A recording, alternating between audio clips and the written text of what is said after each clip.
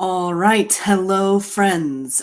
Today I'm going to go a little different direction. A lot of times on my channel, I'm going live about coaching content and helping people live better lives and make lots of money. But today I want to take it in a different direction. Today I want to share a little bit more about my personal journey as a trans man and just share some of the insights, some of the things I wish that I would have known, and some of the things that I think if the entire trans community could hear and understand and receive, everything would be a lot easier. And I know that being trans is really difficult. I also want to preface a lot of this with the fact that every trans person's experience is very different. And I understand that there is a certain amount of privilege in the message that I share because I have a very welcoming community. Now, I will say that part of that is that I have personally curated my community and spent a lot of time cultivating the type of relationships that would celebrate and uplift and help me on this journey. So it's not just that I fell into this. In fact, a lot of people who have known me for many decades would be surprised at the amount of support that I've received from my community today, given that I grew up in a lot of conservative religious circles, which I don't think is an uncommon storyline for a lot of the trans community. So before we dive in, I could probably spend the next half hour on disclaimers. I gave a couple of them there. One, every trans person's experience is very different, and I want to respect that. What I'm sharing today is from my experience, and they're just the things that have helped me to make my world better and to make transitioning an easier process for me, to make it full of more joy and hope and love. And if you do these things, I'm fairly confident that you'll have similar results. However, all that to say, there are still terrible people in the world. There's still a lot of hate out there, and there's a lot of misunderstanding, a lot of misconceptions, and all you can really do is your best. So, with that, if some of this strikes a nerve or strikes a chord or is triggering for you, close the window. We don't need to engage in any kind of hateful commenting or going back and forth and proving why your way is the right way and mine wrong, or vice versa. This isn't meant to be an argument. It's supposed to be something for sharing. So if this helps make your day a little bit better and helps make your transition a little bit easier, then I'm glad I did it. Remember that this is not easy for me. Even though I do a lot of videos, it's hard for me to be vulnerable. It's hard for me to share the experiences that I've had. And so in doing that, if people come at me in the comments, it doesn't feel good. So I'm just going to ask that you keep all of that in mind, that this is my personal journey and I'm sharing it because I hope that it helps someone out there. If it doesn't help you, it's not for you. Close out, find something else to watch. I have had lots of experiences inside the trans community that have illuminated just how toxic it can be. And I don't want this video to become that. So no toxicity, love only, good vibes only in the comments, please. And beyond that, let's see if we can't make our lives a little bit better. All right, so let's see. The number one area, or not the number one, but the first place I want to start talking about the trans experience and where I think we can make it a little bit better is in our expectations. Now, all of these tips and tricks have two components to them. They have the external and the internal. So, expectations are the number one reason that I see people get disappointed.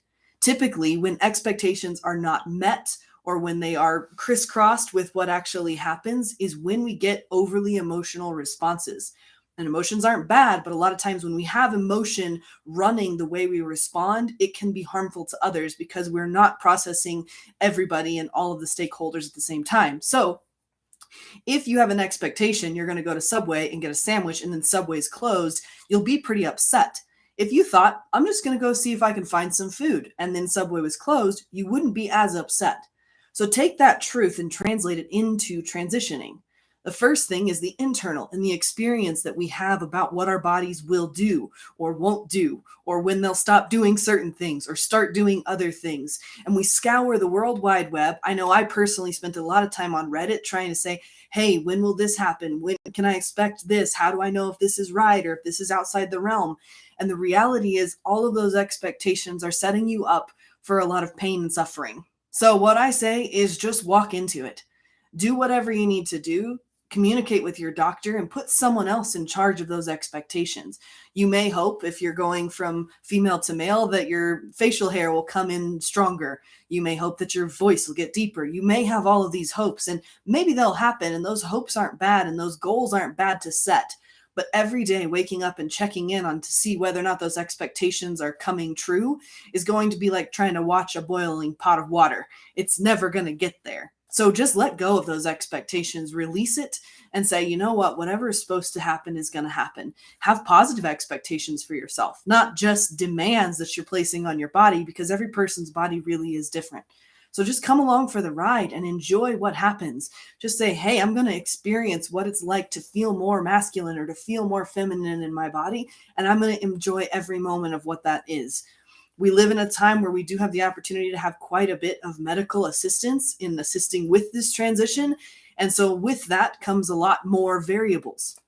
Way back when, someone who was trans might have been hard pressed to actually be able to experience what it's like to present in a culturally known binary, right? So I'll just leave it at that for that topic. As far as external expectations, managing expectations, and if you can, not having them with your community will create a much more welcoming environment and much more loving. If I expect that everyone is going to notice that my voice is deeper, or everyone's going to notice that my muscles are more defined, and therefore they're going to magically change all of my pronouns overnight, use my chosen name, and do everything else, I'm bound to be disappointed.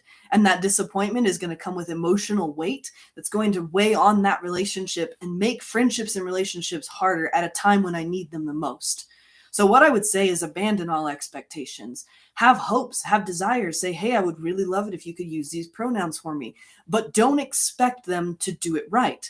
I would be careful. Also, don't expect them to mess it up, because your expectations will a lot of times come true in many different ways. But when we place expectations, we start to manipulate the response and reaction of other people. And that's disrespectful to their story and to what they're going through and the fact that they're trying.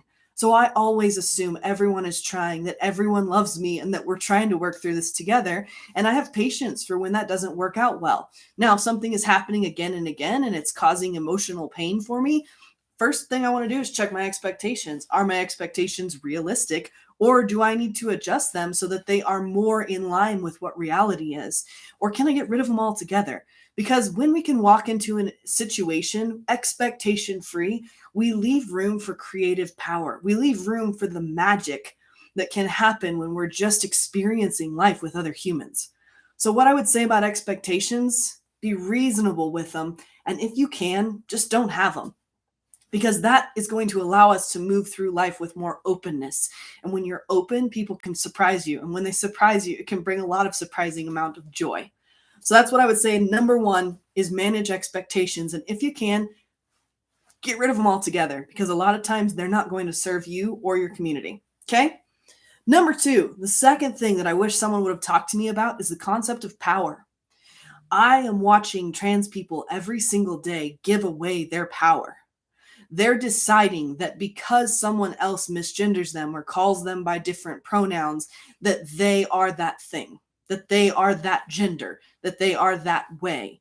And it makes them feel powerless. And feeling powerless causes people to react and behave in ways that are really not helpful to creating a community of love and support, which is what you need when you're going through something difficult. So take back your power. Stop giving it up. If someone calls you by a different name or a different gender, understand that a lot of that just has to do with culturally where we're at.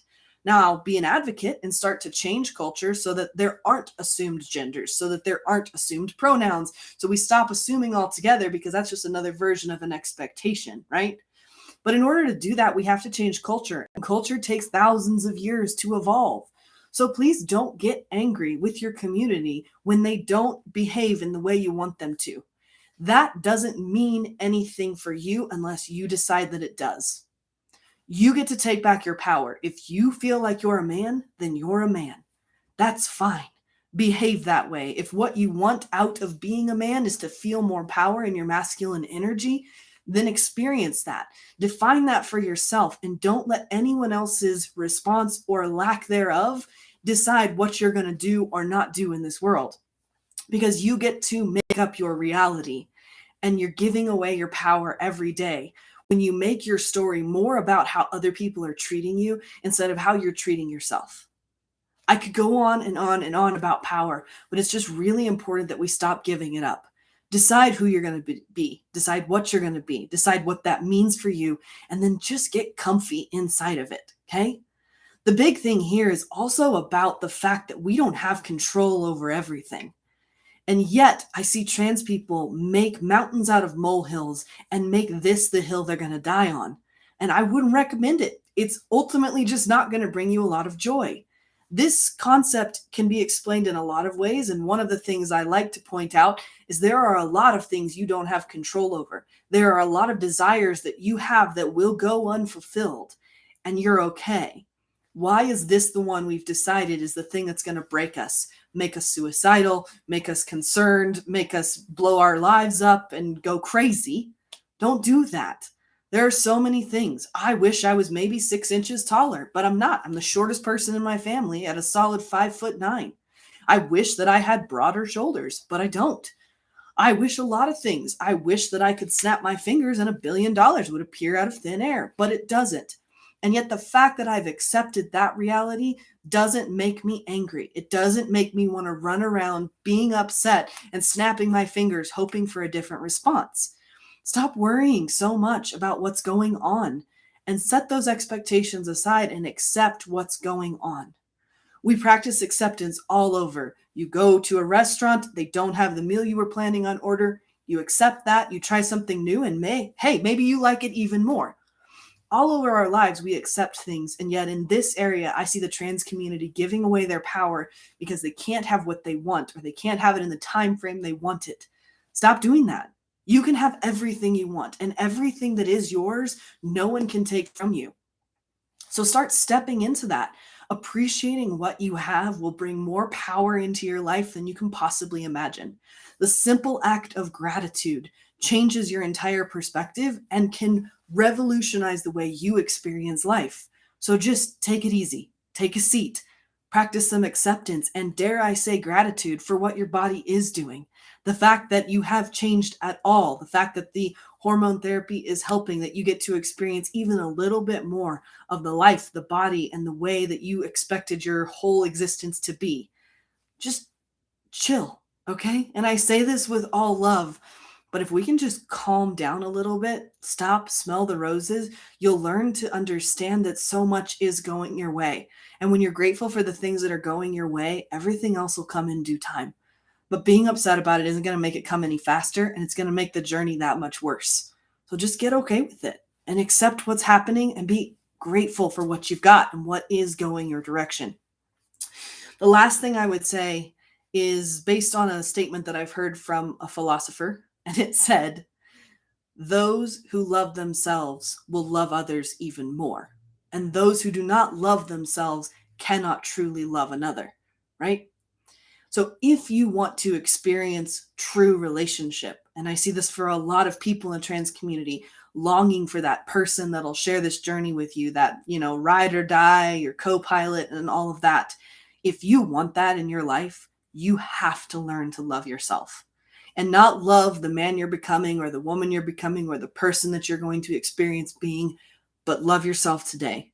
Because if you radically love and accept yourself, if you literally cocoon yourself in self-love, the amount of love you will be able to offer others and the amount of love they'll be able to multiply by adding back to your life will bring you to tears. But first, you have to love yourself. Hating your body, hating the way that it has developed, hating how tall you are, hating how muscular, hating how much hair you have, all of these things, hating your genitals, hating anything about you is not going to bring more love and acceptance into your life. You cannot be asking the world out there to love you for who you are while inside you hate everything about yourself. If you want to change it, by all means change it, but don't hate it. Start loving it. Start appreciating it. It's kind of like the Marie Kondo of body, right?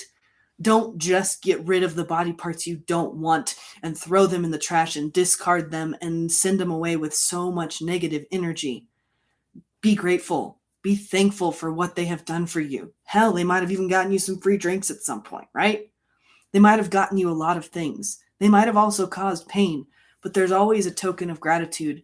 And when you treat it with gratitude and you say, hey, thanks for being in my life. Thanks for supporting me. Thanks for being a part of everything I've done.